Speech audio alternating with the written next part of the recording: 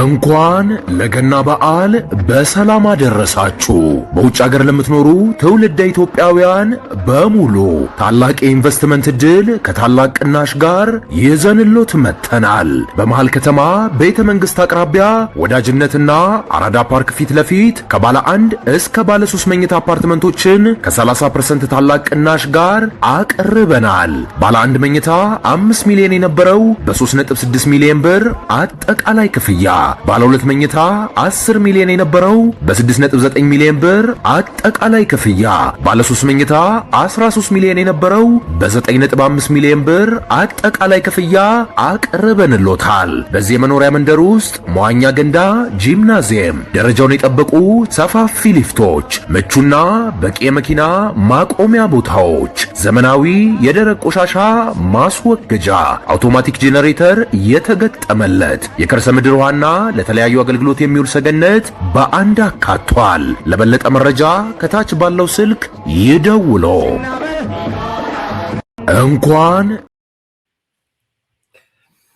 የሻዕቢያ መንግስት የሰጠው ትዕዛዝ እና የኢትዮጵያ ፌደራል ፖሊስ የሰጠው መግለጫ ዛሬ የሰጠው መግለጫ አለ። ልንገባ ስንል ወደ ስቱዲዮ ልንገባ ስንል ያገኘናቸው ናቸው። በዛ ደረጃ ያየን ሶማሊያ የማላቀውን ነገር ነው እየነገርከኝ ያለውና ስናየው እንነጋገራለን። የኢትዮጵያ ፌደራል ፖሊስ መግለጫ አለው። መግለጫው ከጥቂት ሰዓት እንዳልኩት በፊት ነው። ብዙ በየቦታው አልተሰራጨም፣ ግን ከአሁን በኋላ አጀንዳ እንደሚሆን ተስፋ አደርጋለሁ። በዛ ነው የሚሆነው። የኢትዮጵያ ፌደራል ፖሊስ ከሌሎች የጸጥታ አካላት ጋር በመቀናጀት የሻዕቢያ መንግስት ከኢትዮጵያ የውስጥ ባንዳዎችና ታሪካዊ ጠላቶች ጋር በማበር የአገራችንን ሰላም ለማደፍረስ በፋኖ ስም የሚነግዱ ጽንፈኞችን ለማስታጠቅ በስውር የላከውን ከ56,000 በላይ የተለያዩ የጦር መሳሪያዎች ጥይቶችን ከሁለት ተጠርጣሪዎች ጋር በወልዲያ የፍተሻ ጣቢያ በቁጥጥር ስር አውለናል ይላል። በቁጥጥር ስር የዋለው ጥር 5 2018 ነው ማለት ነው። አይ ቲንክ አዲስ ስለሆነ ምናልባት ያልሰማችሁ የተወሰነ ላንብብላችሁ። በሁሉ ሚዲያዎች ስለተሰራጨ የሻዕቢያ መንግስት በፋኖ ስም የሚነግዱ ጽንፈኞችን ለማስታጠቅ በስውር የላከውን ከ56,000 በላይ የተለያዩ የጦር መሳሪያ ጥይቶችን በቁጥጥር ስር መዋሉን የኢትዮጵያ ፌደራል ፖሊስ ገለጸ ይላል። የኢትዮጵያ ፌደራል ፖሊስ ከሌሎች የጸጥታ አካላት ጋር በመቀናጀት የሻዕቢያ መንግስት ከኢትዮጵያ የውስጥ ባንዳዎችና ታሪካዊ ጠላቶች ጋር በማበር የሀገራችንን ሰላም ለማደፍረስ በፋኖ ስም የሚነግዱ ጽንፈኞችን ለማስታጠቅ በስውር የላከውን ከ56,000 በላይ የተለያዩ የጦር መሳሪያዎችን ጥይቶችን ከሁለት ተጠርጣሪዎች ጋር በወልዲያ የፍተሻ ጣቢያ በቁጥጥር ስር መዋሉን ገልጿል። እጅ ከፍንጅ በቁጥጥር ስር በዋሉት ሁለት ተጠርጣሪዎች ላይ በተደረገው የመጀመሪያ ደረጃ ምርመራ ጥይቶቹ በሻዕቢያ መንግስት እንደተላኩና ጽንፈኛው የህወሓት ቡድን በትግራይ ክልል መቀለ ላይ ተቀብሎ ወደ አማራ ክልል ሸዋሮቢት በማስገባት በፋኖ ስም ለሚነግዱ ጽንፈኞች ለማድረስ ሲንቀሳቀሱ እንደነበረ ተረጋግጧል። በተለይቺ ነገር በደንብ መሰረት እመጣበታለሁ። የጥምቀቱንም የአዲስ አበባ በጥምቀት አይደገም የሚል አጀንዳቸውን ማስፈጸሚያ ናት። ስሟትችን እጅ ከፍንጅ በቁጥጥር ስር በዋሉት ሁለት ተጠርጣሪዎች ላይ በተደረገው የመጀመሪያ ደረጃ ምርመራ ጥይቶቹ በሻዕቢያ መንግስት እንደተላኩ እና ጽንፈኛው የህወሓት ቡድን በትግራይ ክልል መቀለ ላይ ተቀብሎ ወደ አማራ ክልል ሸዋሮቢት በማስገባት በፋኖ ስምን ለሚነግዱ ጽንፈኞች ለማድረስ ሲንቀሳቀስ እንደነበረ ተረጋግጧል። ስለዚህ ከኤርትራ መጣ ወደ ትግራይ ሄደ ከትግራይ ወደ አማራ ክልል ማለት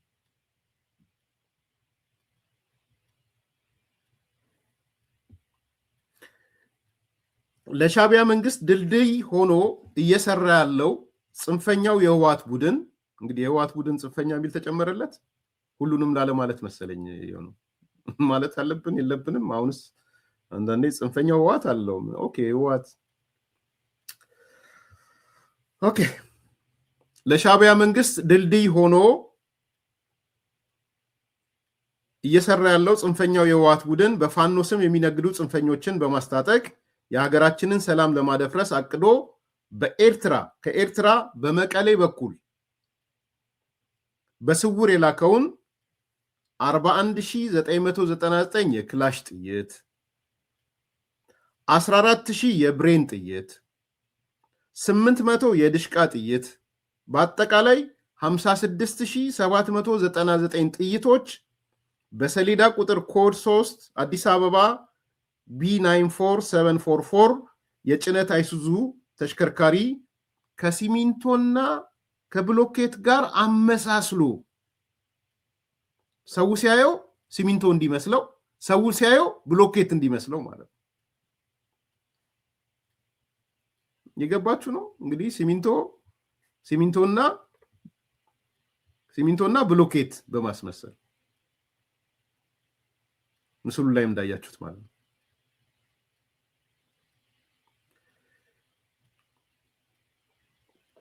ከሲሚንቶና ከብሎኬት ጋር አመሳስሎ በመጫን በአማራ ክልል ወልዲያ ከተማ አድርገው ወደ ሸዋሮቢት ለማስገባት ሸዋሮቢት እንግዲህ ወደ መሃል ወደ ሸዋ ያመጡ ማለት ነው። ለማስገባት ሲያጓጉዙ በወልዲያ የፍተሻ ጣቢያ ላይ የኢትዮጵያ ፌደራል ፖሊስ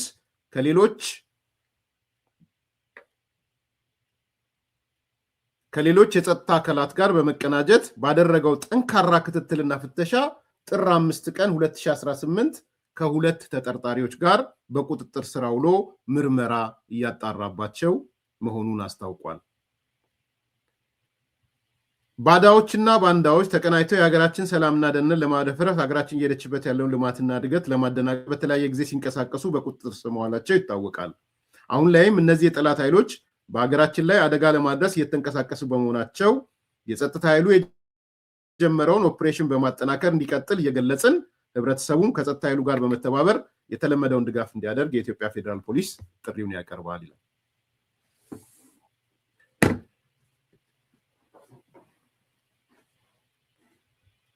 እንግዲህ ይሄ ነው የፌደራል ፖሊስ ያወጣው መግለጫ። በአንድ በኩል የሻቢያ መንግስት ነው የተላከው በትግራይ በመቀሌ በኩል ነው የተላኩት ነገሮች ከ56000 በላይ የጦር መሳሪያ ጥይቶች ናቸው። ሻቢያ የህወሓት ቡድንን በትግራይ ክልል መቀሌ ተቀብሎ አማራ ክልል ሸዋሮቢት በማስገባት በፋኖ ስም ለሚነግዱ ጽንፈኞች ለማድረስና እንትን ለማለት ይሄ መረጃዎች ነበሩን በግልጽ እንድታውቁ አብሬ አያይዤ ነው ማለት ነው። ሻቢያ እነ ምሬ ወዳጆንም ጠርቶ እነ ዘመነ ካሴን ጠርቶ ውይይት ካደረጉ በኋላ እዚህ ውጭ ሀገር ያሉትም በፍጥነት ሁከትና ብጥብጡን የውክልና ጦርነቱን መጀመር አለባችሁ ብሎ ነው ያስጠነቀቃቸው። አዲስ አበባ ላይ ያያችሁት ማዕበል የኢትዮጵያ ኦርቶዶክስ ተዋሕዶ የፈጠረችው የሰላም ማዕበል ጎንደር ላይ ከተደገመ አልቆላችኋል ነው ያላቸው። እኔ ዛሬ አይደለም ይሄን እየተናገርኩ ያለሁት።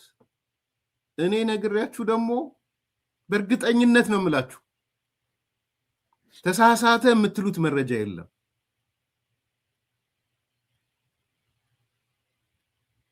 ይሄ ከሳምንት በፊት ነው የተናገርኩት የደረሰን መረጃ ብለን ከማንም አይደለም የደረሰን። በነገራችን ላይ ከዚህ ጽንፈኛ ኃይል ከሚባለው እጅና ጆሮ ከሚቆርጠው ከራሳቸው ከአመራሮቹ ነው የደረሰን። አብዷል ኢሳያስ፣ አብዷል ሻቢያ። የሰሞኑ መግለጫም ከዛ ጋር የተሳሰረ ነው። ኢትዮጵያ ኢትዮጵያ እያለ በፋኖ ነው፣ በጎጃም ነው፣ በአማራ ነው፣ በጎንደር ነው ምናምን የሚለው ጦርነቱ ኢትዮጵያ ውስጥ ነው የሚሆነው የሚል መልእክት ነው እያስተላለፈ የነበረው ኢሳያስ።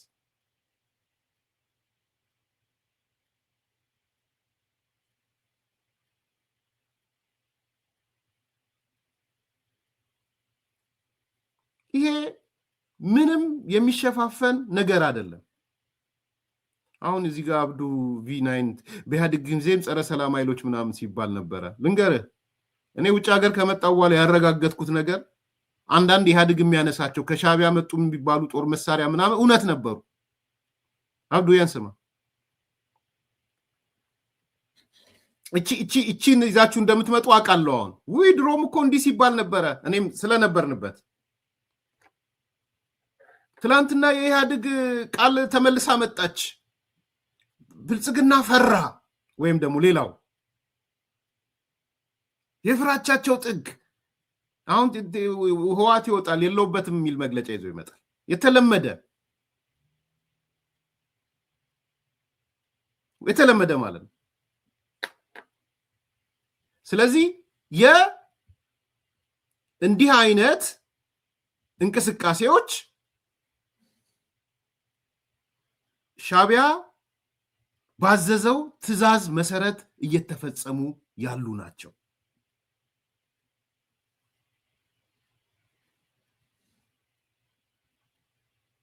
ሲሚንቶ ሲባል በቀላል እንዳትወስዱ።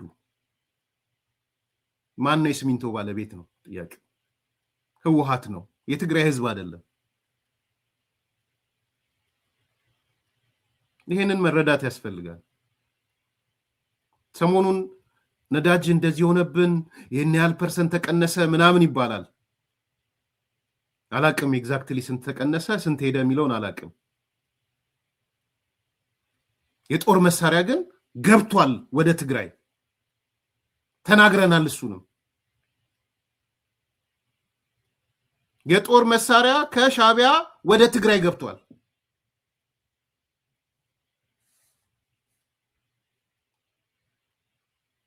እነ ዘመነ ካሴ፣ ምሬ ወዳጆ፣ ዘመነ እየተመለሰ ነው። ባይዘው አይዶን ነው። አንዳንዶች ገብቷል ስላላጣራው ሳጣራ እመጣለሁ። እዛ ጎጃም ላይ ያሉትም ቅሬታ እኛ ነፍሳችንና ሲዘን እሱ ስመራ የሚቀመጥ ስላሉ አስገብተውታል የሚል መመሪያ እንትን አለ፣ መረጃ አለ። ሳጣራ መጥቼ እነግራቸዋለሁ። ከነሱ ከራሳቸው ሳጣራ ከገባ ማለት ነው ዘመን ጎጃም ከገባ። ስለዚህ እነዚህ ነገሮች ሊያጣጥሉ እንደሚመጡ እሙን ነው። ህወሓት መጥቶ ያጣጥላል። እንትን እንኳን ይሄ እጅ ቆራጩና ጆሮ ቆራጩ አያጣጥልም። እንደ ድል ነው የሚቆጥረው።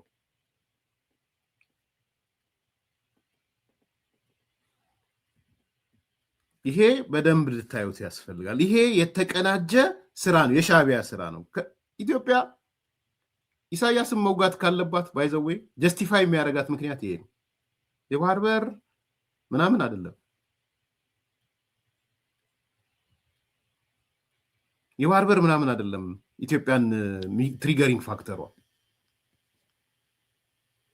ኢትዮጵያን የሚገፋት በዋናነት እንዲህ አይነት ስራዎች ናቸው። ሻቢያ ጋር መግባት የሚያስፈልጋል። ይሄ የጦርነቱ አንዱ ነገር ነው ሊሆን የሚገባው ማለት ነው። ጦርነት ከሆነ ጦርነት ባይኖር እመርጣለሁ እኔ። የጦርነት ሰባኪም አይደለሁም አፍቃሪም አይደለሁም። ነገሮች በጦርነት ይፈታሉ ብዬ ማምን ሰውም አይደለሁም። አንዳንድ ጊዜ ግን እንዲህ አይነት ነገር አይን የወጣ እያያችሁ ምንድነው የምታደርጉት? ኦኬ ተሳካ እንበል። ይሄ ሁሉ ጥይት አዲስ አበባ ወረደ። የጥምቀት በዓል ተስተጓጎለ። እንደተባለው አሁን ጎንደር ላይ ትሞሸራለች የተባለችው እንትን ለቅሶ በለቅሶ ሆነ። ምንድነው የሚሆነው? ስለዚህ ቆንጠጥ ማድረግ ያስፈልጋል ማለት ነው። ፕሮክሲ ዋር እያመጣ ነው ቲፒኤልኤፍ። ግልጽ ነው። ህወሓት የሽብርተኝነት ማግኔት ሆኗል። ሁሉም ሽብርተኝነቶች ኢትዮጵያ ውስጥ ከዚህ በኋላ የሚያልፉት በህወሓት በኩል ነው። ሳቢ ነው። የሽብርተኝነት ማግኔት ነው።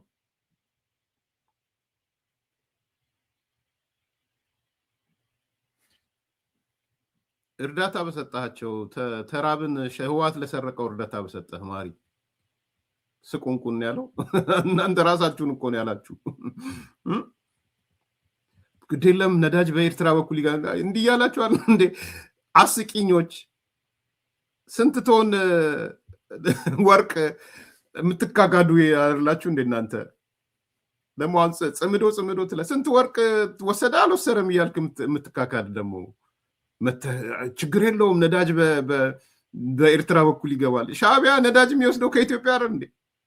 ስግብግብ ደግሞ እንዳናንተ አይነት ስቁንቁን አለ እንዴ? ደግሞ እንደ ሻዕቢያ ኤርትራ ህዝብ አላልኩም፣ እንደ ሻዕቢያ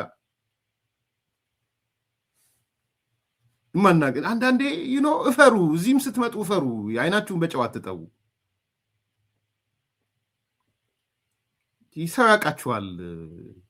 ከኢትዮጵያ ላይ እንደ እንትን ተጣብቃችሁ የምትኖሩ እንስሳውን ወይም ነፍሳቱን ላለመጥራቱ እድሜ ልካችሁን ሻዕቢያ ማለት አሁን ህወሓት እድሜ ልኩን ኢትዮጵያ ላይ ተጣብቆ እንደዛች ተጣብቃ ደም እንደምትመጣው እንስሳ እድሜ ልካችሁን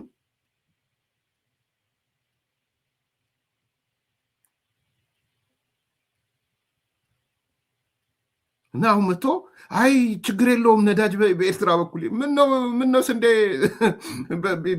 በኢትዮጵያ ምናምን ኢትዮጵያ ነው የሚሉት ደግሞ እንደዚህ ብትዘጋብን በአስመራ በኩል ይከፈትልናል ስትሉ አልነበር እንዴ? ምነው አልተከፈተላችሁ? ምነው ስንዴውን አላካችሁላቸው? ምነው በቆሎን አላካችሁ? ምነው ሩዙን አላካችሁ? ምነው ፓስታውን አላካችሁላቸው? ስቁንቁን ምን እናንተስ ምን አላችሁና ነው? በሩ ቢከፈት እኮ ወለል ብሎ ኤርትራዊ ወጣትና ኤርትራዊ ሽማግሌ ምርኩዝ ይዞ እኮ ኢትዮጵያ ነው የሚገባው። በሩ ቢከፈት ንገሩኝ ባይ ነው። እናታችሁ ንገሩኝ ባዮች ናቸው። ሶ ኢን ኤኒ ኬዝ ወደ ዋናው ቁም ነገር እንምጣና ይሄ የሚጠበቅ ነው። ምንድን ነው መንግስት አክት ማድረግ ያለበት የሚለውን ነው ማሰብ የሚያስፈልገው እንጂ ብዙ አሁን የመረጃ የማስረጃ እጥረት የለም።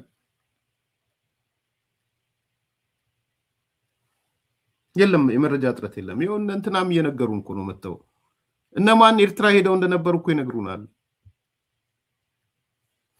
ሄደት ነው መጀመሪያ ከነሱ ጋር ነበር እንትን የሚለው ለምሳሌ ሻለቃኝ ያለ የሚሆን አሁን በቅርቡ ወደ ኤርትራ ሄዶ ነበር መሳሪያ ጥይት ነገር ለማምጣት እሱ ወደዛ ሲሄድ ያው ስልኩ ስለማይሰራ ከኔ ጋር ነበር ብዙ ኮኔክት የሚያደርጉ ሌላ ቦታ ያሉ ማለት ነው። ኢቭን ከአዲስ አበባ ሁሉ የሚደውሉ ነበሩ በሁኔታው ማለት ነው። እና ሰምታችሁታል። ሻለቃኝ ያለ የሚባለው የክፍለ ጦሩ እንትን ኤርትራ ሄዶ የጦር መሳሪያ ሊያመጣ ማለት ነው። ውስጣቸው ያለ ሰው ነው እየነገረ ያለው። የትላንትና ሪፖርት ነው። ወደ ኤርትራ ሄዶ ነበር ሄደት ነው መጀመሪያ ከነሱ ጋር ነበር እንትን የሚለው ለምሳሌ ሻለቃኝ ያለ የሚሆን አሁን በቅርቡ ወደ ኤርትራ ሄዶ ነበር መሳሪያ ጥይት ነገር ለማምጣት እሱ ወደዛ ሲሄድ ያው ስልኩ ስለማይሰራ ከኔ ጋር ነበር ብዙ ኮኔክት የሚያደርጉ ሌላ ቦታ ያሉ ማለት ነው። ኢቭን ከአዲስ አበባ ሁሉ የሚደውሉ ነበሩ በሁኔታው ማለት ነው። እና ይሄን ይመስላል። ያው መረጃ ስራው ጥሩ አይደለም። እዛ ውስጥ ያለው እንሂድበት ከተባለ እኔ እንደግሌ ህሊና የሚያስደስት ስራ ሰርቻለሁ። ለምን ቢባል ብዙ ሰው በራሱ ሄደት ነው መጀመሪያ ከነሱ ጋር ነበር እንትን የሚለው ለምሳሌ ሻለቃኝ ያለ የሚሆን አሁን በቅርቡ ወደ ኤርትራ ሄዶ ነበር መሳሪያ ጥይት ነገር ለማምጣት እሱ ወደዛ ሲሄድ ያው ስልኩ ስለማይሰራ ከኔ ጋር ነበር ብዙ ኮኔክት የሚያደርጉ ሌላ ቦታ ያሉ አንድ ሻለቃኝ ያለ የሚባለው ያው እዛ እነሱ ውስጥ ያለ ሰው ነው። ቴንክ ዩ ኤምጂቲ ድሬ የመረጃ ችግር የለም። አሁን የግንኙነት ችግር የለም። ኔትወርኩ ከየት እስከ የት እንደተሳሰረ አሁን ብዙ ግልጽ የሆኑ መረጃዎች ነው ያሉት። የአደባባይ እውነቶች ናቸው። ባይዘው መተህ ልታስተባብለው የምትችለው አይደለም። እነሱ የአዳዲሶቹ ድመቶች እዚህ ዋሽንግተን ዲሲ ያሉ አዳዲስ ድመቶች እንዴት ኔትወርክ እንዳረጉና ከነ ዘመነ ጋር ድርድር እንደሚቀመጡ ነው እየተነገረ ያለው። አዳዲሶቹ ድመቶች እኔ እንደው የአማራ ህዝብ ያን ሲሰማ ምን ሊል እንደሚችል አላቅም። ምን ሊል እንደሚችል ተብሎ ነው። እሱ ግን አይደለም። በትክክለኛ ገንዘብ ያለውን እሺ ጊዜ መረጃ ማንም ምንም አያደርጉም። ለምሳሌ በጣም እኔ የማረሳው እኔ ለምን ተለቀቀ ምናምን የሚለው አይደለም። እሰይ በመለቀቁ ደስተኛ ነኝ። ሰከላ ላይ ከሰከላ ወደ ትሊሊ መስመር በሚመጣ ሰዓት ውጊያ በነበረበት ሰዓት የሆነ ኮሎኔል ማርከው ነበር እና ይሄን ኮሎኔል ካሰሩ በኋላ ስታሊን የሚባል የውጭ ላይ ያለ አክቲቪስት አለ። ከሱ ጋር እየተደዋወሉ ነበር አመራሮች። አይ እሱማ የኛ ሰው ነው አላቸው። እንግዲህ የማን ሰው ነው? ኢትዮጵያዊ ነው ሁላችን። የማን ሰው እንደሚታሰር፣ የማን ሰው እንደሚረሽን፣ የማን ሰው እንደሚቀጣ አይዶ ነው። እሱ የኛ ሰው ነው፣ ይጠቅማቸዋል፣ ልቀቁት ተባለ። ኮሎኔሉ ማለት ነው። በፍላጎት ውስጥ ተማርኮ አይዶ ነው። ግን ከተያዘ በኋላ በስታሊን አደራዳሪነት የኛ ሰው ነው፣ እኛና እናንተ አንድ ሆነን እየሰራን ነው፣ የትግል አጋር ነው፣ የራሳችን ወንድም ያዛችሁ ልቀቁት ተብሎ 32 ሚሊዮን ብር ተቀብለው እሱን ለቀቁና ደጋዳሞት ላይ ሄዶ 37 ንጹህ አርሶ አደር የገንዘብ ቤተሰቡና ወንድሙ የህፃናትን አባት ረሸን። ገንዘብ ቢኖራቸው እነዛ ሰዎች አይረሸን። ለምን ተብለው ነው የተረሸኑት? ምንድናቸው ተብለው ነው?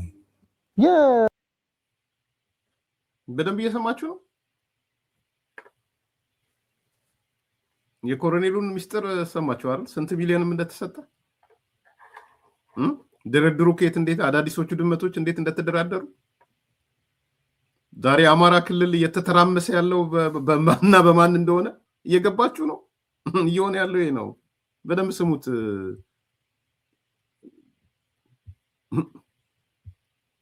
ከፈረሱ አፍ ነው እየተሰማ ያለው ይሄ ከማንም አይደለም። በትክክለኛ ገንዘብ ያለውን እሺ ጊዜ መረጃ ማንም ምንም አያደርጉም። ለምሳሌ በጣም እኔ የማረሳው እኔ ለምን ተለቀቀ ምናምን የሚለው አይደለም። እሰይ በመለቀቁ ደስተኛ ነኝ። ሰከላ ላይ ከሰከላ ወደ ትሊሊ መስመር በሚመጣ ሰዓት ውጊያ በነበረበት ሰዓት የሆነ ኮሎኔል ማርከው ነበር እና ይሄን ኮሎኔል ካሰሩ በኋላ ስታሊን የሚባል የውጭ ላይ ያለ አክቲቪስት አለ። ከሱ ጋር እየተደዋወሉ ነበር አመራሮች። አይ እሱማ የኛ ሰው ነው አላቸው። እንግዲህ የማን ሰው ነው? ኢትዮጵያዊ ነው ሁላችን። የማን ሰው እንደሚታሰር፣ የማን ሰው እንደሚረሽን፣ የማን ሰው እንደሚቀጣ አይዶ ነው። እሱ የኛ ሰው ነው፣ ይጠቅማቸዋል፣ ልቀቁት ተባለ። ኮሎኔሉ ማለት ነው። በፍላጎት ውስጥ ተማርኮ አይዶ ነው። ግን ከተያዘ በኋላ በስታሊን አደራዳሪነት የኛ ሰው ነው፣ እኛና እናንተ አንድ ሆነን እየሰራን ነው፣ የትግል አጋር ነው፣ የራሳችን ወንድም ያዛችሁ ልቀቁት ተብሎ 32 ሚሊዮን ብር ተቀብለው እሱን ለቀቁና ደጋዳሞት ላይ ሄዶ 37 ንጹህ አርሶ አደር የገንዘብ ቤተሰቡና ወንድሙ የህፃናትን አባት ረሸን። ገንዘብ ቢኖራቸው እነዛ ሰዎች አይረሸን። ለምን ተብለው ነው የተረሸኑት? ምንድናቸው ተብለው ነው? የመንግስት ሰራተኛ ስለሆኑ ማለት ነው። አሁን ባለው መንግስት የመንግስት ሰራተኛ ናቸው ተብሎ እና አመራሩ በገንዘብ ይሄ አይነት እርምጃ ሲወሰድ እዛ አካባቢ ያለው ህዝብ ምን ይላል? አንደኛ ገንዘብ ተጠይቀዋል በመጀመሪያ ማለት ነው በወቅቱ። ይሄ ገንዘብ ደግሞ ከነዚህ ሰዎች ጋር አብሮ የሚሄድ አይደለም፣ አይገናኝም፣ በምንም ሊመጣ አይችልም። የት ይመጣል? ሁለተኛ እነዚህን ሰዎች ከረሸና ሌላው ማህበረሰብ ይስተካከላል፣ መንግስትን አያገለግልም፣ ከመንግስት ጋር ይቆራረጣል ብለው ነው ያሰቡት። ግን እንደዛ አይደለም የጠበቁት። የበለጠ በእነሱ ላይ ጥላቻ እያሳደረ ህዝቡ የነሱ ጨካኝነት እየገባው የበለጠ እየታገላቸው ነው ያለው። ደጋደሙ እኔ ባልነግራችሁ ይቆጨኝ ነበረ። አሁንም የማመንም ያለማመንም ጉዳይ በተለይ ለአማራ ልሂቃን፣ ለአማራ ኤሊቶች በእናንተ ላይ ነው ያለው ዳፋ። ክልላችሁን፣ ህዝባችሁን የምታደኑ ከሆነ በጊዜ ብትነቁ ጥሩ ይመስለኛል።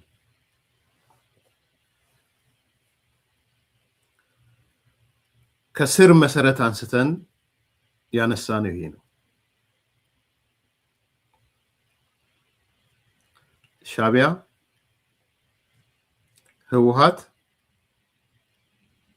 ኦነግ ሸኔ ወይም ኦሮሞ ነጻነት ሰራዊት የጋራ ያስማማቸው አንድ ነገር አለ። ሶስቱንም ያስማማቸው ማለት ሶስቱ ቢቀመጡና አንድ ላይ ሲነጋገሩ ማለት ነው።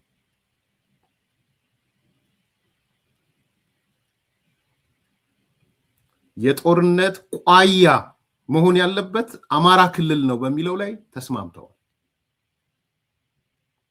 ሻቢያን ያስማማል፣ ህወሓትን ያስማማል፣ ኦነግ ሸኔን ያስማማል።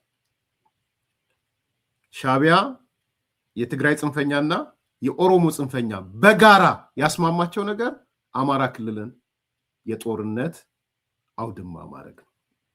ይሄ የአማራ ልሂቅ ለራስ ስትል የምትሰማ ከሆነ ስማ። እኔ ከምሬን ነው የምናገረው።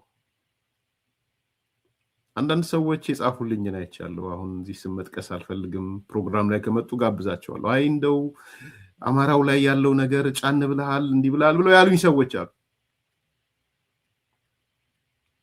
መልሼላቸዋለሁ። ከፈለጉ መምጣት ይችላሉ። ሰሞኑን ከእሑድ እስከ እሑድ ባቀረብኳቸው ነገሮች ማለት ነው። ስለጻፉልኝ በጣም አከብራለሁ።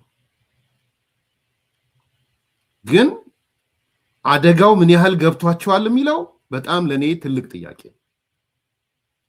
ትልቅ ጥያቄ ነው።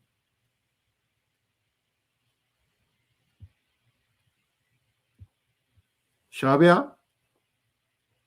ህወሓት እና ኦነግ ሸኔ ወይም የኦሮሞ ጽንፈኛ፣ የትግራይ ጽንፈኛ፣ ሻቢያ የጋራ ያስማማቸው ነገር አማራ ክልልን ማቃጠል ነው።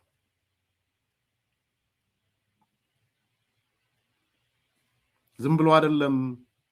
ከዋሽንግተን ዲሲ ያለ አዳዲስ ድመቶቹ እነዘመነ ጋር ሄደው የሚደራደሩት ገንዘቡ ብዙ አይደለም። በነገራችን ላይ መሰረት ብዙ አይደለም። ያኮ ለጦር መሳሪያ ለምንም አብሮ መግዣ እኮ የሚውል ነው። ብዙ አይደለም። የሻቢያ እኮ በእጅ አዙር ከ200 ነው 300 ምናምን ሚሊዮን በላይ እኮ ተቀብሎ አሮጌ ጠመንጃ እኮ ሰጥቷል። አልሰማሽም? እሱን መሰረት እዚህ ያሉት ሻለቃ አንቶኒ የሚባሉት አንድ ሰሞን የሆነ በሚሊዮን ዶላር ነው ሚሊዮን ነው ግማሽ ሚሊዮን አልሰበሰቡ። ያ የተሰበሰበ እኮ ግማሹን ሻቢያ ነው የወሰደው። አሮጌ መሳሪያ ለቅሞ ሰጣቸው። ምን ያለው ምን ከምተነ የትግራይ ጽንፈኞች በወቅቱ የነበሩ የዘገቡትንም ሄዳችሁ ስሟቸው። አሁን የትግረኛ ጽንፈኛ የሆኑት እነሱ ዘገባም ላይ አለ። ለሻለቃ ከሌ ከአሜሪካን ሄዶ ሻቢያ ከ200 ወደ 200,000 ዶላር ሰጥቶ በ200,000 ዶላር የጦር መሳሪያ ሲሰጡት ግን አሮጌውን የጦር መሳሪያ ከንትን አምጥተው ሰጧቸው። ኤርሚያስን ማታምኑ ከሆነ የትግራይ ጽንፈኞችን ዜናዎች ሄዱና ዛሬ ውሸታችን ተሳስተናል ካላሉ በስተቀር የውሸት መረጃ ነው ያቀረብነው ካላሉ በስተቀር ይሄን የቀረበው እኔን ተውት ብዬ ነው። የኔ መረጃ ተውት እሱ ለጊዜው። ግን ዛሬ ውጭ ሀገር ያሉ ሚዲያዎች ትላንት ኢትዮጵያ የሚሉ ዛሬ የትግራይን መገንጠል እና የትግራይን የበላይነት የሚያስተጋቡ አካላቶች ሻለቃውን ስሙን ጠቅሰው ከተሰበሰበው ገንዘብ ወደ 200 ሚሊዮን ብር ይዞ ሄዶ ለሻቢያ ሰጥቶ ሻቢያ ደግሞ አሮጌ የጦር መሳሪያዎቹን ለፋኖ ሰጥቷል። ፋኖ ለሚባል መዋቅ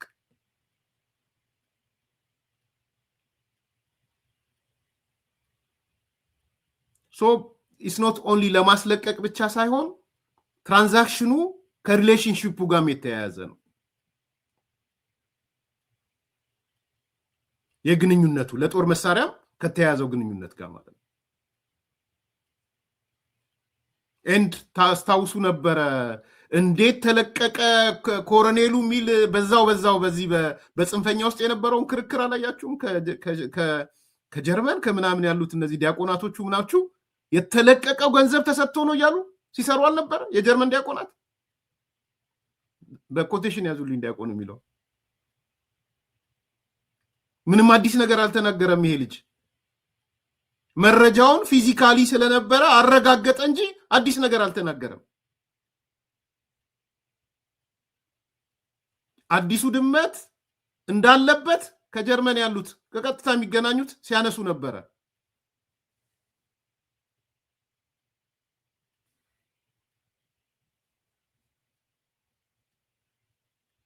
ስለዚህ ይሄ አማራ ክልልን ለማውደም የተዘጋጀ ፕሮጀክት ነው።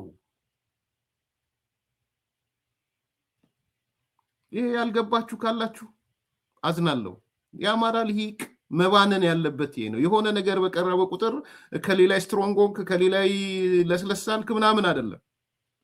የምሬን ነው የምናገረው። ከዚህ በላይ የከፋ ነገር ነው ያለው። ከዚህ በላይ እንግዲህ ተመልከቱ።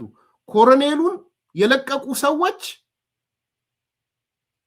እነዚህ እጅ ቆራጭና ጆሮ ቆራጮች አርሶ አደሩ ጋር ሄደው ግን ረሸኑት። አርሶ አደሩ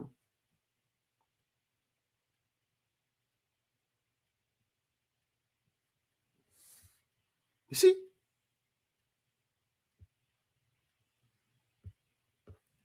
ኮሎኔሉን ተደራድረው አዳዲሶቹ ድመቶች ገብተው የለቀቁት አርሶ አደሩ ጋር ግን ሲሄዱ አርሶ አደሩን ረሸኑት።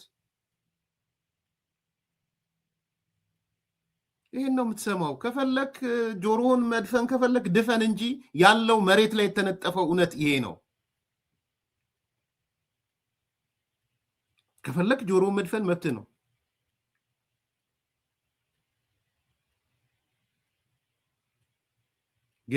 የውሸት ፕሮፓጋንዳ ከዩጋንዳ መስማት ከአሜሪካ መስማት መብት ነው። ያን ግን ከመሬት ላይ ካለው እውነታ ፈቀቅ አያደርግም። ይናገራል ልጁ። እኔ መሬት ላይ ያለውት ሆኜ የዩጋንዳ እውነት አለ፣ የአሜሪካ እውነት አለ ይላል። ዩጋንዳ ተቀምጦ ሊያስተባብል ይሞክርላል። ከጠቀመ ውሰደው። አሜሪካ ተቀምጦ ያስተባብልልሃል። ስንትና ስንት ሺህ ማይል ርቆ ኑሮውን ተደላድሎ እየኖረ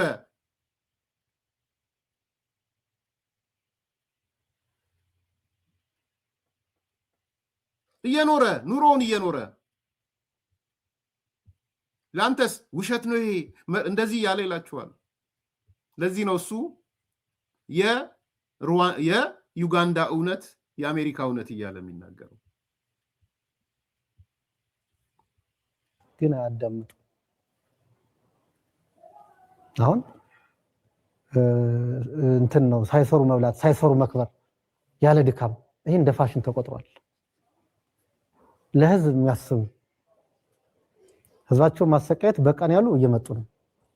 የሰላም ጥሪ እየተቀበሉ ነው። ሌሎችም ይመጣሉ። አሁን በከፍተኛ አመራር ሁኔታም ያው እንግዲህ ውስጥ የተጀመረ ነገር አለ። ጥሩ ዜና እንሰማለን ብዬ አስባለሁ። ቀጣይ ግን የማይመጡ ወንበዴዎች አሉ። መቼም አይመጡ።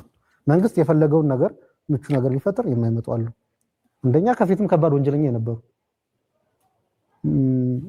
ደፍረው ነው የታሰሩ። ባለፈው እንዳልኩት ገለው የታሰሩ አሉ። ዘርፎ የታሰሩ አሉ። አሁን ደግሞ እነሱ የክፍለ ጦር እየዛመራን ናቸው። እነዚህ ሰዎች አይመጡ። ምክንያቱም ቢመጡ እንኳን ምቹ ሁኔታ አይፈጠርላቸውም። ብዙ ዳለባቸው። ስለዚህ ይህን ምስኪን እንደዚህ በፕሮፓጋንዳ እየነዱ የነሱ ሽፋን የነሱ ስልጣን የነሱን ደህንነት ለማስጠበቅ የሚፈልጉት በጣም ብዙ ኃይል አለ። ይሄ እንዳይገባ ነው። አሁን በጣም ጎበዝ ታጋዮች ለህዝብ አስበው ሲመጡ የተለመደ ነገር አለ። በነገራችን ላይ አሁን ከዛ ከጫካ ቆይቶ ሲመጣ አመራርም ይሁን አባልም ይሁን እነሱ የሚሉት ተልኮ ነበረው ቀደምም ወይም አባላችንም አይደለም እስከማድረስ ይክዳሉ። ትግላችን እየጠራ ነው ምናምን ይላሉ። ይሄ ፕሮፓጋንዳ የነሱ የጭንቀት እንትን ነው። አባሉ እየመጣ ነው። ይሄ ነገር አለ። እንደ አማራ ፋኖ በጎጃም ብዙ ቦታ አውቃለሁ። ግፍ ተሰርቷል። ብዙ ግፍ ተሰርቷል። ባለፈው እንደተነጋገርነው እኛ ጎጃም ላይ ተቀምጠን የምንናገረው እውነት እነሱ ኡጋንዳ ወይም አሜሪካ ከባህር ማዶ ተቀምጠው ይከራከሩናል። አየር ላይ ነው የነሱ እውነት አየር ላይ ነው በቃ እንትን የሚሉት። መሬት ላይ ያለው አሁን ባለፈው የገጠመኝ በጣም የሚያሳዝን ነገር ምዕራብ ጎጃም አካባቢ የጃቢጠን ህዝብ የቋሪት ህዝብ የነገነት አቦ ህዝብ ሁሉ ያውቃል። እናቱን በጥይት ደብድቦ ስለገደለው አመራር የክፍለ ጦር አመራር እያየው ነበር። ውሸት ነው የሚል አክቲቪስት ነገር አለ። እንደ አማራ ፋኖ በጎጃም ብዙ ቦታ አውቃለሁ። ግፍ ተሰርቷል። ብዙ ግፍ ተሰርቷል። ባለፈው እንደተነጋገርነው እኛ ጎጃም ላይ ተቀምጠን የምንናገረው እውነት እነሱ ኡጋንዳ ወይም አሜሪካ ከባህር ማዶ ተቀምጠው ይከራከሩናል። አየር ላይ ነው የነሱ እውነት አየር ላይ ነው በቃ እንትን የሚሉት መሬት ላይ ያለው አሁን ባለፈው የገጠመኝ በጣም የሚያሳዝን ነገር ምዕራብ ጎጃም አካባቢ የጃቢጠን ህዝብ የቋሪት ህዝብ የነገነት አቦ ህዝብ ሁሉ ያውቃል። እናቱን በጥይት ደብድቦ ስለገደለው አመራር የክፍለ ጦር አመራር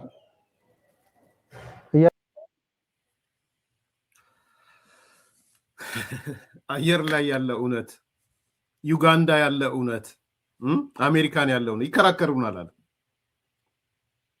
አንደኛ ይሄ ልጅ በስም በቦታ በአካባቢ ማለት ነው በጊዜ ነው የሚናገረው የመረጃም ሰው ስለሆነ ራሱን የቻለ ፕሮግራም እሰራበታለሁ። በነገራችን ላይ በጣም ከባድ የሆነ ነገር ከካፒቴን ማስረሻም ሰምቻለሁ፣ ከዚህም ልጅ ሰምቻለሁ። በጣም ከባድ የሆነ ሲሪየስ የሆነ ጉዳይ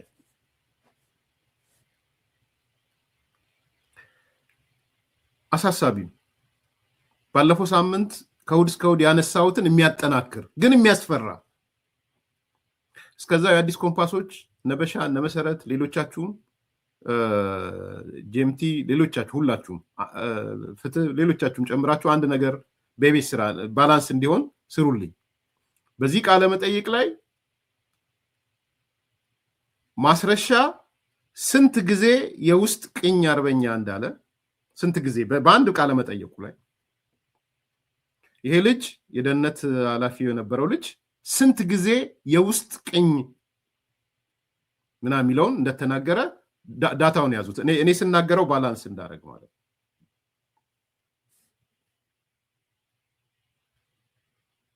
ከባድ ስጋት ነው የሰማሁት። ይሄ በውስጥ ያለው ስቴት ካፕቸር ያደረገው አካል ሳሚ አንተንም ጨምሮ ኦኬ ምንም ዳታውን ያልኩት ዳታ ስለሆነ ነው ለሁሉም ሰው የሰጠሁት የቤት ስራው ለሁላችሁም ኢንዲኬት ያደርጋል ስንት ጊዜ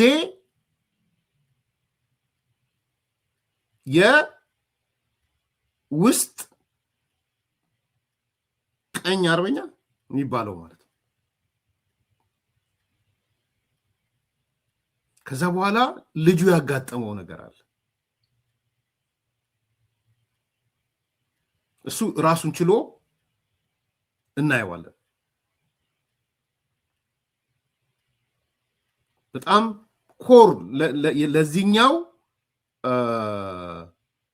ለዚህኛው ቃለ መጠይቅ እኔ የብሩክ የዚህ ቃለ መጠይቅ ማሰሪያ ፖይንት ይሄ ፖይንት ነው። በነገራችን ላይ እንደውም ዛሬ የዚህ የፌደራል መንግስቱ መግለጫ ሲደርሰኝ ሐሳቤን ቀየርኩ እንጂ በዚህ ፕሮግራም ላይ ነው ልሰራ የነበረው። በቃ የምንነጋገርበት ኮርፖ የአማራ ክልል እንዲለወጥ የምንፈልግ ከሆነ የውስጥ ቀኝ አርበኛ የሚባለው ጋር ነው ትልቁ ስራ ያለው። ከምሬን ነው የምላችሁ፣ ትልቁ ስራ ያለው የውስጥ ቀኝ አርበኛ ነው። ዝርዝር አታስገቡኝ። ዳንቴሉ ከላይ ሲያዝ ተተርትሮ የት እንደሚደርስ እናየዋለን። ኦሮማይ ይሆናል። ከዛ በኋላ ስለ ኦሮማይ እናወራለን ማለት ነው። አሁን የዳንቴሏን ጫፍ የሚይዙ ሰዎችን መጠበቅ ላይ ነው ወሳኙ ነገር። አንዳንዶቹን ሳወራቸው ነበረ። አሁን ከሌ ያላችሁም ለጊዜው ብዙዎቹን አግኝቻቸዋለሁ። በዚህ አጋጣሚ ላገናኛችሁ ሰዎች አመሰግናለሁ። ከዚህ በፊት ነግሬያቸዋለሁ። ካፒቴን ማስረሻንም አግኝቼዋለሁ፣ የደህንነት ኃላፊውንም አግኝቼዋለሁ፣ ሌሎቹንም አግኝቻቸዋለሁ። ዛሬ ምንም አንክላሲፋይድ እንትን ስለሆነ ችግር የለውም ብናገረውም ተናግሬዋለሁ። አንዳንዶቹ አግኝቻቸው ነበር። ስጋታቸው እነዚህ ሁለት ነገሮች ናቸው። በእርግጥስ ቀኝ የውስጥ አርበኛ ጸድቷል አልጸዳም የሚለው ያሳስባቸዋል። በጣም ነው የሚያሳስባቸው። መንግስት ሰማ እንደሆነ ስማ፣ እዚህ ጋር የምንናገረው እኔ እንደዛ ብዬ ነው የሚቀጥለው ቀን የምመጣው። ፔናቸው እየገባኝ ስለሆነ ማለት ነው። በእርግጥስ ጸድቷል ወይ? አንደኛ። ሁለተኛ የዳንቴሏን ጫፍ ይዘው እየተረተሩ ያሉት ልጆች ጥበቃ እየተደረገላቸው ነው ወይ? ከለላ እየተደረገላቸው ነው ወይ? እደግመዋለሁ። የዳንቴሏን ጫፍ ይዘው እየተረተሩ ያሉ ሰዎች ጥበቃ እየተደረገላቸው ነው ወይ? ከለላ እየተሰጣቸው ነው ወይ? ሶስተኛ የመጨረሻ የዳንቴሏን ጫፍ ይዘው የሚተረትሩ ሰዎች ቤተሰቦቻቸው ጥበቃ እየተደረገላቸው ነው ወይ? እህት፣ ወንድም፣ አባት፣ እናት፣ አክስት፣ አጎት እስከዛ ሊዘልቅ ይችላል።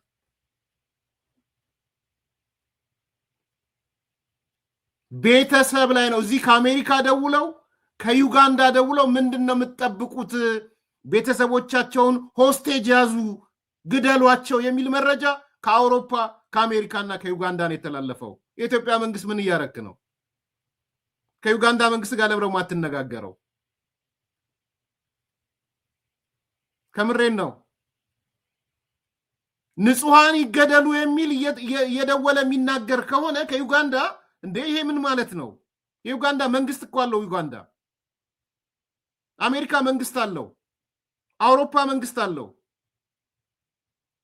እንዴት ተብሎ ነው ካፒቴን ማስረሻ የግሉን ወስዶ ነው የሄደው?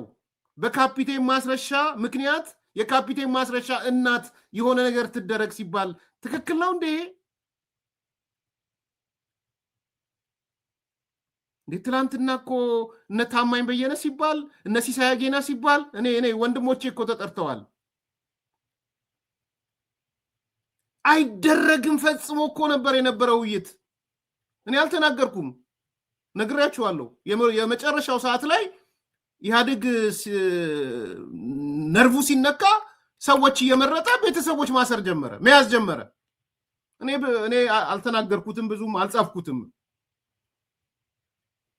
ከዛ ኢሳት ውስጥ ካለነው ሰዎች 3 ሰዎች ላይ ታርጌት ታደረጉ። 3 ሰዎች ላይ ሌሎች ሊኖሩ ይችላሉ። ማቀውን ነው የምናገረው። ታማኝ በየነ እናቱና እህቱ ላይ፣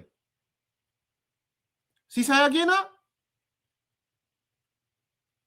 አይ ዶንት ኖ እናቱ እሱን ነው ወይ እናቱ ወይ እህቱ፣ እኔ ታናሽ ወንድሜ ላይ ታናሽ ወንድሜ ሂዝ ሲቪል እንትን ነው የሚሰራው ከቤት ልማት ምናምን ላይ ነው የሚሰራው። ግራጁዌት ያደረገውም እንደዛ ነው፣ የሲቪል ነው ግራጁዌት ያደረገው። ሞባይሉን ቀሙት። ሞባይሉን ቀምተው ምናልባት ኤርሚያስ ይደውል ይሆን ወይ ብለው ስልኩን ቀምተውት ስልኩን ይዘው ነው የቆዩት። በየሳምንቱ እየሄደ ሪፖርት ያደርግ ነበር፣ ደውል እያሉት ወደ እኔ ዛሬ ነው የምናገረው በነገራችን እኔ ምክንያቱም ሚዲያ እንውጣ ሲባል እኔ አልወጣም አልኳቸው። ይሄማ ለነሱ ድፍረት መስጠት ነው፣ ይስቁብናል። ኤኒዌይስ ያኔ ሲሳይና ታማኝ ወጡ። እንዴት በእኛ ምክንያት ቤተሰቦቻችን ብለው ማለት ነው። ዛሬ መነወር የለበትም አቶ ታማኝ ወጥተህ እኮ ማነወር አለብህ። ኖ ብዙ ዝም ስላልክ አላቅም። በምን ምክንያት ነው የካፒቴን ማስረሻ እናት ይሁን አባት ይሁን ወንድም ይሁን እህት ሰላም ኑሮ የሚኖር ታርጌት የሚደረገው? ምን ማለት ነው?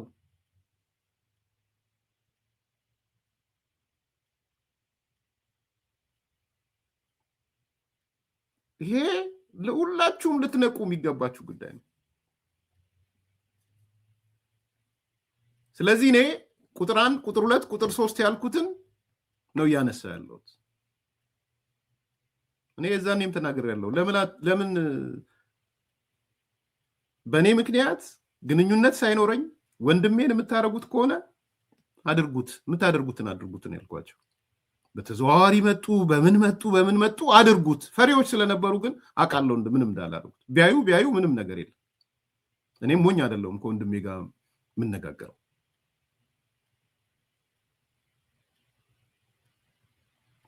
ስለዚህ ይሄ ኃይል ትላንትና አብረው የነበረ ሰው ትክክል አይደለም ብሎ ሲወጣ አሃ እናት አለው አባት አለው ወንድም አለው እህት አለው ምንም ነገር ውስጥ የሌሉ ይሄ ነው ይሆነ ያለው። ዝርዝሩ እንመጣለን። ስለ ቀኝ የውስጥ አርበኛ ስራዎች በዝርዝር እንመጣለን። የቤተክርስቲያን አባቶች ምንድነው ያደረጉ ያሉት? ምክር ነው እየሰጡ ያሉት? ይሄ መረጃውን የሚያጋልጡ ሰዎች ነው እየፈለጉ እረፍ እያሉ ያሉት? ብዙ ዝርዝር መረጃ ነው ያለን። ባይዘው የአካባቢው የሃይማኖት አባቶች እነዚህ ትክክል አይደለም የሰላም መንገድ መምረጥ አለብን ብለው የሚመጡትን ሰዎች እንገስጻችሁ በሚል አትናገሩ እያሏቸው እና ዳንቴሉ ሲተረተር የት እንደሚደርስ ስለሚያውቁ የሃይማኖት አባቶች የነፍስ አባት የምናምን አባት ብለው እየላኩ ዝም በል በቃ ለምን ታወራለህ አትናገር አካባቢውን ለቀውጣ የውስጥ ቀኝ አርበኛ የሚባለውን ይሄን የሚሰራው ይሄን ካላጠራ መንግስት ስራ ሰራ አይባልም። ምንድነው ዋስትናው? የነዚህ ልጆች የልጆቹ ዋስትና የቤተሰቦቻቸው ዋስትና ምንድነው? ይሄ መጠየቅ አለበት። ቀላል ዳንቴል አይደለም የተተረተረ ያለው። እኔ በእርግጠኝነት ነው ኦሮማይ ነው የሚሆነው ነገሩ። አለቀ ደቀቀ ነው የሚሆነው።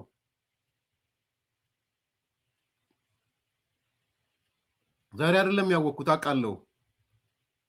አውርቻቸው ያሉትን ነገር ከረንትሊ ያለው ሁኔታ ምንድነው መረጃ ስጡኝ ብያቸው የሰጡኝን ነው እየተናገርኩ ያለሁት። በነገራችን ስጋታቸውንም ያለውንም ሁኔታ ምን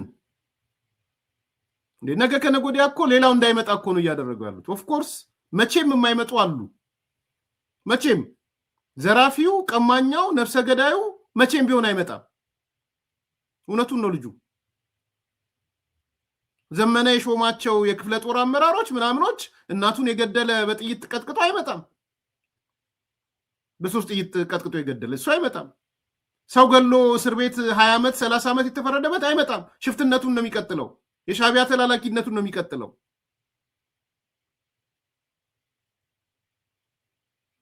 ከዛ አልፎ ግን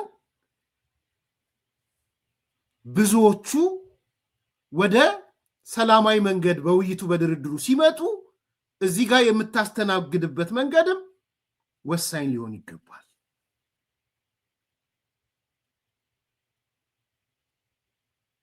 ከዚህ እየደወለ ከዩጋንዳ እየደወለ ከባዶ አይደለም ማነሳው ባይዘው ከዩጋንዳ ደውለው አሁን እዚህ ስም አልዘረዝርም መንግስት ስራው እንዲሰራ ዝርዝሩን ሰጣለሁ። ለምን እነሱን ሰጥተዋል። ምን ከነሱ ስለውስጥ መንግስት ያውቀዋል። ከዩጋንዳ በጋዜጠኝነት ስም በምን ስም ቁጭ ብለው ደውለው የማስረሻ ሰጤ ቤተሰቦች እኮ እዚህ ቦታ እናቱ አለች፣ እህቱ አለች፣ ወንድሙ አለ የሚሉ ዩጋንዳ ያሉ አሉ። አሜሪካን አሉ። የብርቱካን ድራማ ብቻ አይደለም የነበረው። የደምቢዶሎ ተማሪዎች ዩኒቨርሲቲ ድራማ ብቻ አይደለም ያለው። ሌላ ድራማ አለ። አሜሪካን ተቀምጠው ስልክ እየደወሉ የከሌ ቤተሰቦች መኖሪያቸው እዚህ ነው፣ እናቱ በህይወት አለች፣ ምን እየጠበቃችሁ ነው? አባቱ ወንድሙ በህይወት አለ የሚባለው ከአሜሪካ እየተደወለ ነው። እንዴ ይሄንን እንደ መንግስት እንዴት ነው የማትሰሩት? ይሄን መሰራት አለበት። አይፈቅድም። የአሜሪካ መንግስት ሽብርተኝነትን ግደሉን፣ ሲቪሎችን ግደሉ የሚል ሚዲያም ሊሰራ አይፈቅድም። እንደዚህ የሚሰሩት ሰዎችም አይፈቅድም። ኤምባሲ ምንድነው እየሰራ ኢትዮጵያ እዚህ ያለ ኤምባሲ ምንድነው እየሰራ ያለው? እኔ ከምሬን ነው ማለሳው።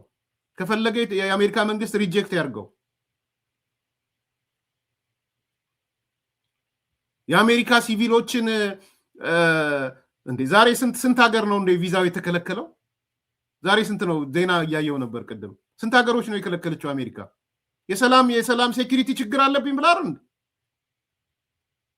ኢትዮጵያም ተጨምራለች መሰለኝ። እሱ ኢትዮጵያን አላየውም፣ ግን በጣም በርካታ ሀገሮች በትምህርትም በምንም እንዳይገቡ እኮ ተከለከለ። ዛሬ የወጣ እንትን ነው መመሪያ ነው።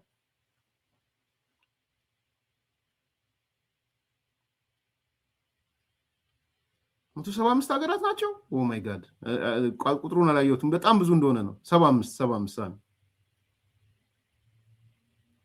በትምህርትም በምንም እንዳይገቡ ተከልክሏል። ምንድነው ምክንያት ሲል የደህንነት ጉዳይ ነው። ስለዚህ አንድ ናይጄሪያ የተቀመጠ ከሽብርተኛ ጋር የሚሰራ አካል ወደ አሜሪካ እየደወለ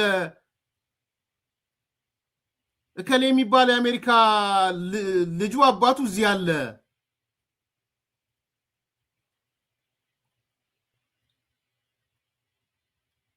እርምጃ ወሰዱ ይላል። የአሜሪካ መንግስት ዝም ይላል? የአሜሪካ ዜጎች ላይ ንጹሃን ዜጎች ላይ እርምጃ እንዲወሰድ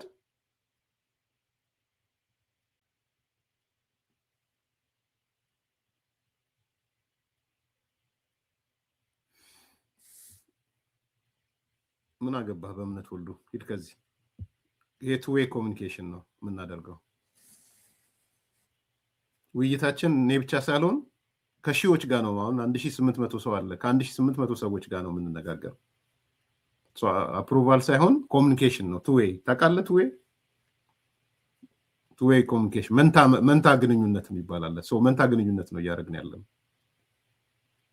ኤንድ እየሰጡን ነው ደግሞ የአዲስ ኮምፓስ ቤተሰቦች ፍለጠው ቁረጠው ምናምን አይደሉም። የሚፈልገው መረጃ ዱብ ነው የሚያደርጉልኝ እያንዳንዷ መረጃ። ስለዚህ ኮሚኒኬሽናችን ቱ ዌይ ነው። ካልገባህ ዛሬ መተህ የምታወራ እኮ ነው። እኔ የኢትዮጵያ መንግስት በዩጋንዳ ልጆቹ ስማቸውን ያውቃሉ። ይሄ ልጅ እነማን ምን እንዳሉ ቤተሰቦቻቸው ላይ አፌክት አድርጉ የሚሉ ዩጋንዳ የተቀመጡ አሉ። የዩጋንዳ መንግስት ጋር የኢትዮጵያ መንግስት ስራ መስራት አለ። አም ሶሪ ምንም የፈለገ ነገር በሉ፣ ከዩጋንዳ መንግስት ጋር ኦፊሻል ስራ መሰራት አለበት። እንዴት ሆኖ ነው እሱ ሮጦ ወጥቶ መጥቶ አንተ የፈለገ እኔ ወንጀለኛ ልሆን እኮ ይችላል። ኤርሚያስ እንዲናርገው እኮ ይቻላል እኮ መብታቸው ነው ያርጉ። ሲያርጉ እኔን እጠየቃለሁ። በእኔ ምክንያት ልጄን ሊል ነው እንዴ? በእኔ ምክንያት ልጄን አፌክት መሆን አለበት ነው? አይፈቀድም። ካላገዘኝ አብሮ ካልተባበረኝ በስተቀር እንደዚህ የሚባል ነገር የለም።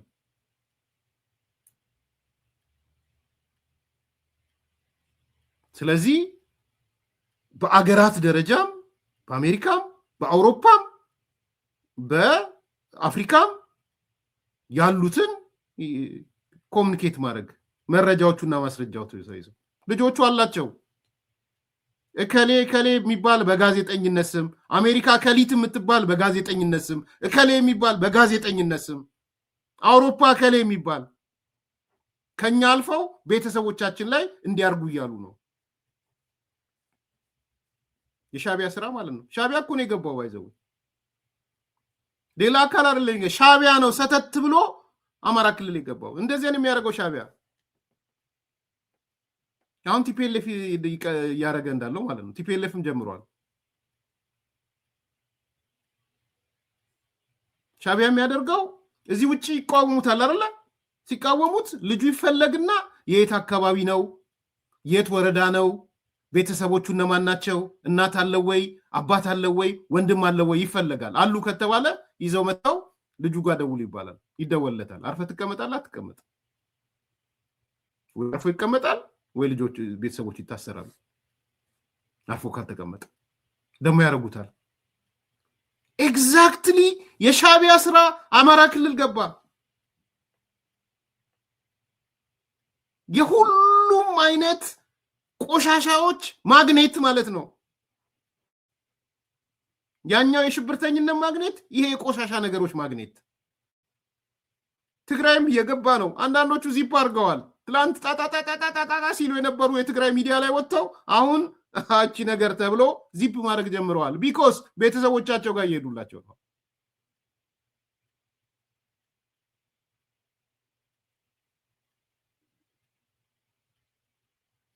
ቤተሰቦቻቸው ጋር እየሄዱ ትግራይ ውስጥም አሁን ልጅሽን አታሰርፊም ታሰርፊ፣ ወንድምህን አታሰርፍም ታሰርፋለህ፣ እህትህን አታሰርፍም መባል ተጀምሯል። ኤርትራናይዜሽን ኦፍ ትግራይ ያልናችሁ አንዱ እሱ ነው፣ ሌላ አይደለም። አሁን ደግሞ ኤርትራናይዜሽን ኦፍ አማራ ክልል እየመጣልን። ዛሬ እንደምንሰማው ወዲ ሻምበልንም ስሰማው ነበረ ከትግራይ ኤርትራውያን እየታሰሩ እየተሰጡ ነው ለሻቢያ። ምስጋና ለወዲ ሻቢያ አልኩኝ፣ ለወዲ ሻምበል ክሬዲት ልስጠውና ባቀረበው 2 ቀን ያቀረበው ኤርትራውያን እየታፈሱ በስጦታ መልክ ለሻቢያ እየተሰጡ ነው። እንዴ እኮ በጣም በጣም አደገኛ እኮ በዓለም አቀፍ ወንጀል እኮ ነው። ዓለም አቀፍ ወንጀል እኮ ነው።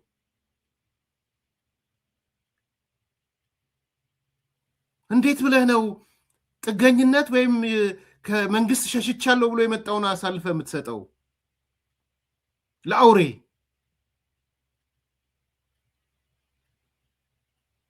አንድ ወጣት ልጅን እያሳየው ፎቶውን እያሳየው ለሻቢያ ተላልፎ ተሰጠ። እኔ ደግሞዋለሁ። አሁንም ጥሩ ማሳሰቢያ ሰጥቷል ወዲ ሻምበል። ኤርትራውያን አንገታችሁ ቢቀረጥ ከዚህ በኋላ ወደ ትግራይ እንዳትሄዱ፣ ህወሓት እስካለ ድረስ እንዳትሄዱ፣ አምናችሁ እንዳትሄዱ ወደ ትግራይ። ሻቢያ ህወሓት እስካለ ድረስ ምስኪን ብትሆኑም ባትሆኑም፣ ሌላ ተልኮ ይኖራችሁ አይኖራችሁ፣ ስርዓት ለውጥ ትፈልጋለሁ አትፈልጉም፣ ኤርትራዊ በመሆናችሁ እንዳትሄዱ ወደ ትግራይ። ህወሓት እስካለ ድረስ አሳልፎ ነው የሚሰጣችሁ።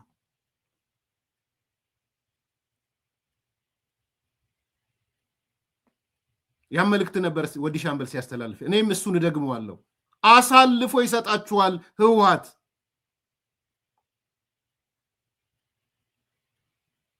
ይሄ በጣም በጣም ሲሪየስ ሆኖ መታየት ያለበት ነገር ነው የሚመስለኝ።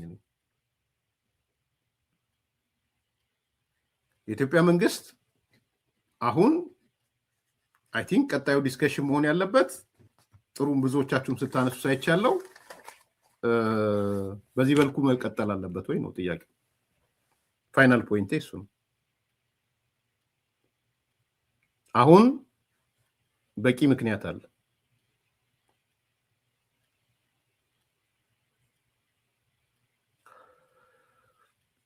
አንዳንድ ሰዎች ትንሽ የተሳሳተ ነገር እንዳይሆን ምክር ሀሳብ ማቀርበው ይሄ ለኢትዮጵያ ብሔራዊ ጥቅም የቆማችሁ ወዘተ ወዘተ፣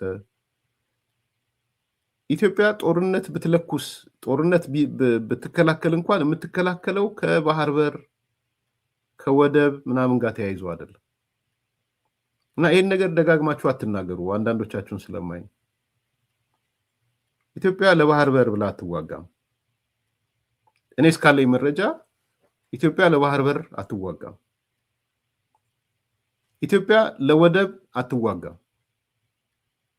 ብትዋጋ ኖሮ ቀድማ በተዋጋች ነበር።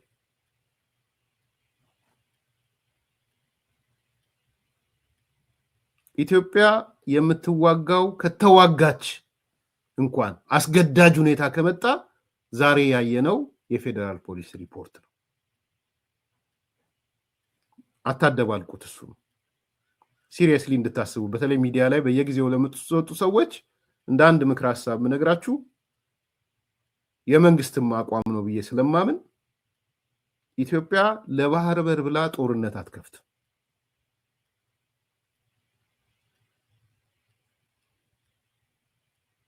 ወዳጄ ያፈወርቅ ንግግር አለ ተረፈ ምርት የሚል የባህር በር ተረፈ ምርት ነው የሚሆነው። ወደብ ተረፈ ምርት ነው። ለተረፈ ምርት አትዋጋም። ኢትዮጵያ እጆቿን የምትሰነዝር ከሆነ እንኳን እጆቿን የምትሰነዝረው የሻቢያን እጅ ለመቁረጥ። እንዲህ አይነት የሚፈጸሙ ወንጀሎች እነ ሬድዋን የትሄዱ ምናምን የነ ሬድዋንን ስራ እኮ ነው እየነገርኳቸው ያለሁት። እንዴት ነው ወንድም የእነሱን ስራ ነው እየነገርኳቸው ያለሁት። አክሊሉ የግድ እኮ ሬድዋን ምናምን ማለት የለብንም። ይሄ ዛሬ ያየኸው ሳይቃጠል በቅጠል በእርግጠኝነት ነው የምነግርህ የነሬድዋን ስራ ነው። ፌደራል ፖሊስና ነሬድዋን የሰሩት። ከዚህ በላይ ልልህ አልፈልግም። ይሄን ያህል የጦር መሳሪያ፣ ይሄን ያህል ጥይት፣ ይሄን ያህል እንትን የተያዘው በነሬድዋን መስሪያ ቤት የተሰራ ስራ ነው። በፌደራል ፖሊስ የተሰራ ስራ ነው። ስራቸውን እየሰሩ ነው። ይታወቅም ነበረ። አይ ዶንት ኖ ፋርዘር ይሄ ሚዲያ የእንትን በኪስ የሚቀድ ነገር አያመጣም ለብሔራዊ ጥቅም ሲባል ዝርዝሮቹ። ስለዚህ የሚዲያ አዘጋገባችሁ ላይ አነጋገራችሁ ላይ ሌላው ዓለምም ኢትዮጵያ ኤርትራ ጋር ጦርነት የምትከፍተው ለባህር በር ብላ ነው፣ ኢትዮጵያ ጦርነት የምትከፍተው ለወደብ ብላ ነው የሚል ፐርሰፕሽን መፍጠር የለባችሁም። ኢትዮጵያ ለባህር በር ብላ አትዋጋም፣ ለወደብ ብላ አትዋጋም። እንዲህ አይነት የትንኮሳ እንዲህ አይነት የመበጥበጥ ስራ ግን ግድ ይላታል። አስገዳጅ ሁኔታው የሚመጣው ከእንደዚህ አይነት እውነታዎች ነው። አንደኛ እሱ ነው፣ ክሊር እንድትሆኑ። ተረፈ ምርት ነው ደግሞአለሁ። ተረፈ ምርት ነው ማለት አያስፈልግም ማለት አይደለም። አያስፈልግም። ተረፈ ምርት ይሄ እንትን እንደማለት አይደለም። እንደ አካውንቲንግ ላይ እንደምንማረው ስክራፕ ምናምን ወይም ሳልቬጅ ቫልዩ ማለት አይደለም። አብረታ አንደርስታንድ አደርጋለሁ፣ ገብቶኛል እያላችሁ ያላችሁት ግን ክሊር እንድትሆኑ ነው። የተፈጠረ ያለው ኔሬቲቭ ኢትዮጵያን እንደ ወራሪ፣ ያኔም የባድመ ጦርነት ላይ የተፈጠረ በጣም ቁስል ነበረ። ኢትዮጵያን ያቺን ትንሽ ሀገር ኢትዮጵያ ልትወር፣ ያቺን ትንሽ ሀገር ወደቧን ልትወስድ ምናምን የሚል የገዘፈ ትርክት ነበረ። በነገራችን ላይ እያመጡ ያሉት አሁን እሱን ነው። እኛ እንደ አገር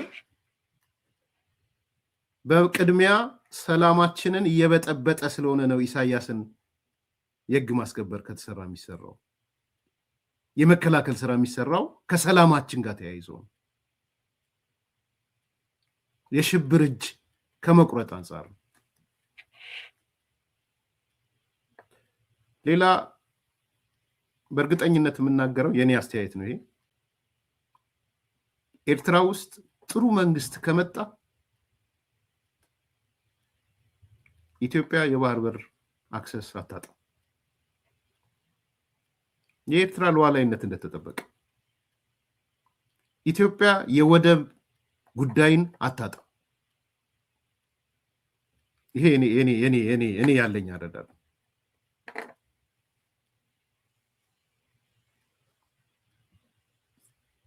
ትልቁ ጥያቄ ግን የኢሳያስ መንግስትን የመቀየር ቁልፉ ስራ የኤርትራውያን ነው። ይሄ መረሳት የለበትም።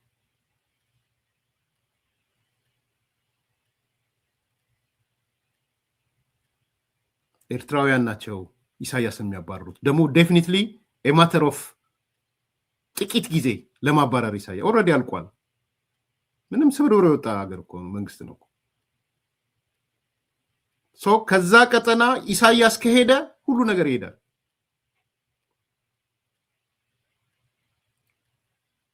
የኛም ጥያቄዎች ፍትሃዊ ጥያቄዎች፣ ህጋዊ ጥያቄዎች፣ ታሪካዊ ጥያቄዎች መልስ ያገኛሉ። የሚያገኙት መልስ ኤርትራን ቁልቁል በመውሰድ አይደለም፣ ኤርትራን ሶማሊያ በማድረግ አይደለም፣ ኤርትራን የመን በማድረግ አይደለም፣ ሲሪያ በማድረግ አይደለም፣ ሊቢያ በማድረግ አይደለም፣ ኤርትራ ሀገር ሆና እንድትቆም በማድረግ ነው። እኔ ፐርሰናል አቋሚ ነው። የሌላ ሰው አቋም እንደሆነ አላውቅም። ግን በእርግጠኝነት ኢሳያስ አፈወርቂና ተባባሪዎቹ ከስልጣን ወንበር ከተወገዱ የኢትዮጵያ ጥቅም ይጠበቃል። የኢትዮጵያ ጥያቄዎች ይፈታሉ። ነገ ከነጎዲያ የኢኮኖሚ ውህደት ይመጣል። ኢኮኖሚ ውህደት ደግሞ ሄዶ የፖለቲካ ውህደት ይፈጥራል። ድንበር ጉም ይሆናል። ምንም ጥያቄ የለውም ነገ ከነጎዲያ። ስለዚህ የኤርትራን ህዝብም ከጎናችን የምናሰልፈው ገና ነው። ግልጹ ነው። የዚህ የነጻነት አኒሙን ገና ነው። የነጻነት አኒሙን ኤርትራውያን ከነችግራቸውም ቢሆን የነጻነት አኒሙን አላቸው። አልወጡም ከአኒሙኑ። ጠላት ማብዛት የለብንም። the only ጠላታችን ለኤርትራውያንም ለኢትዮጵያውያንም ኢሳያስ አፈወርቂና ቡድኑ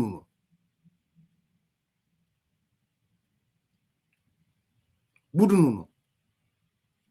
ያ ጠላት የታሪካዊ ጠላቶቻችንም ተላላኪ የኢትዮጵያን ፕሮክሲ ዋር የውክልና ጦርነት ላኪ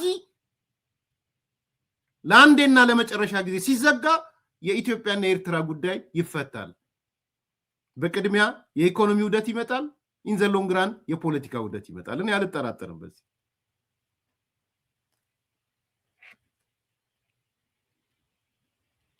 ስለዚህ ሚዲያ ኢንዲቪጁዋልስ እንደፈለገ ችግር የለውም። እንደ ኢንዲቪጁዋልስ አሚን አምኖ ሴይንግ ኤክስ እንዲበል ዋይ እንዲበል እያልኩ አይደለም። የመንግስት ዳይሬክሽን አድርጋችሁ እንዳታቀርቡ ነው እያልኩ ያለሁት።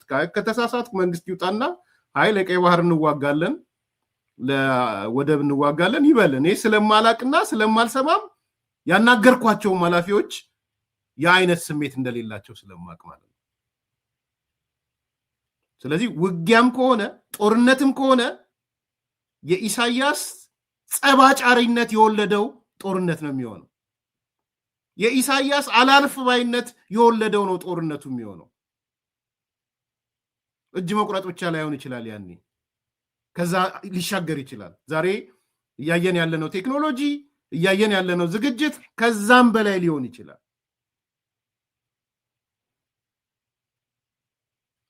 ዛሬ አንዳንድ ውይይቶች አይታችሁ ከሆነ የሚነገረው ነገር እኮ ያስደነግጣል። ማለት የዝግጅታችን ግልጽ ነው፣ እየታየ ነው። አንዳንዶች እንደሚያወሩት አይደለም። ትልልቅ ዝግጅቶች እየተደረጉ ነው ያሉት። ከመደበኛው የጦርነት እንትን ኤሌክትሮኒክ ዋርፌር እኮ የተፈጠረ ነው። መሪዎቻችን እኮ እሱን ነው የሚያወሩት።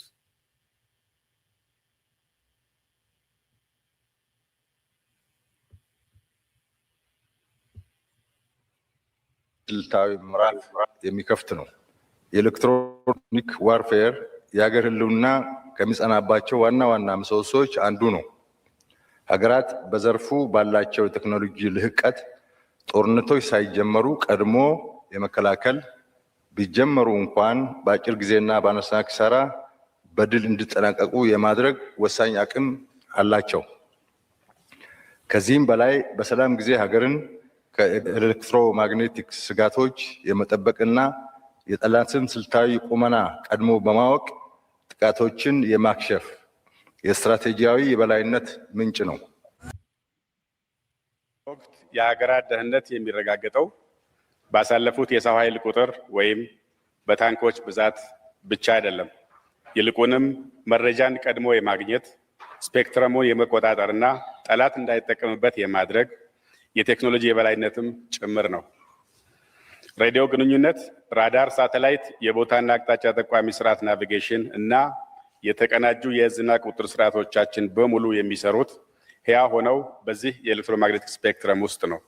ስለዚህም ይህን ምህዳር የተቆጣጠረ ወገን መረጃን ቀድሞ የማግኘት ውሳኔን በፍጥነት የመወሰንና የድል ልዕልናን የመያዝ ስትራቴጂካዊ ብልጫ ይኖረዋል። ኤሌክትሮኒክ ወርፌር በቴክኒካዊ ትርጓሜው የኤሌክትሮማግኔቲክ ስፔክትረምን ለብሔራዊ ጥቅማችን የማዋል ስልት ቢሆንም በስትራቴጂካዊ እይታ ግን የማይታየው ግንባር የድል ቁልፍ ነው ተብሎ ይወሰዳል። የውጊያ አውድ ተቀይሯል። እየተቀየረ ነው ስንል ምን ማለት ነው? ዝም ብሎ መባል ስላለበት ነው ነው ወይስ ሪል እየተቀየረ ነው የሚል በእያንዳንዳችን ተቋም ማየት መገምገም ያስፈልጋል። የኤሌክትሮኒክ ዋርፌር ራሱን የቻለ የውጊያ አውድ ሆኖ ራሱን ችሎ እየወጣ ነው። ይሄንን ነገር በሀገር ደረጃ በደንብ አስበንበት ህግ አብጅተንለት ተቋም አብጅተን ካልመራ ነው የሚመጣው ውጊያ ሲስተም የፈለከው አቅም ብትታጠቅ ልትዋጋም አትችል ነው። ተቋማቶች ይኸው ነው። አሁን ወደ ኤሌክትሮኒክ ዋርፌር ነው እየገባን ያለነው። ቃሉን የሚያውቁት አይመስለኝም እነ ኢሳያስ። ዘመኑ በጣም ተቀይሯል። ሌላ ዘመን ላይ ነው ያለነው። ኢትዮጵያ ሌላ ሁኔታ ላይ ነው ያለችው። ላይክ አድርጉ፣ ሰብስክራይብ አድርጉ፣ ሼር አድርጉ። መልካም ቀን። እንኳን ለገና በዓል በሰላም አደረሳችሁ። በውጭ ሀገር ለምትኖሩ ትውልደ ኢትዮጵያውያን በሙሉ ታላቅ የኢንቨስትመንት ዕድል ከታላቅ ቅናሽ ጋር ይዘንሎት መጥተናል። በመሃል ከተማ ቤተ መንግስት አቅራቢያ ወዳጅነትና አራዳ ፓርክ ፊት ለፊት ከባለ 1 እስከ ባለ 3 መኝታ አፓርትመንቶችን ከ30% ታላቅ ቅናሽ ጋር አቅርበናል። ባለ 1 መኝታ 5 ሚሊዮን የነበረው በ3.6 ሚሊዮን ብር አጠቃላይ ክፍያ፣ ባለ 2 መኝታ 10 ሚሊዮን የነበረው በ6.9 ሚሊዮን ብር አጠቃላይ ክፍያ፣ ባለ 3 መኝታ 13 ሚሊዮን የነበረው በ9.5 ሚሊዮን ብር አጠቃላይ ክፍያ አቅርበንሎታል። በዚህ የመኖሪያ መንደር ውስጥ መዋኛ ገንዳ፣ ጂምናዚየም፣ ደረጃውን የጠበቁ ሰፋፊ ሊፍቶች፣ ምቹና በቂ የመኪና ማቆሚያ ቦታዎች፣ ዘመናዊ የደረቅ ቆሻሻ ማስወገጃ፣ አውቶማቲክ ጄኔሬተር የተገጠመለት የከርሰ ምድር ውሃና ለተለያዩ አገልግሎት የሚውል ሰገነት በአንድ አካቷል። ለበለጠ መረጃ ከታች ባለው ስልክ ይደውሉ።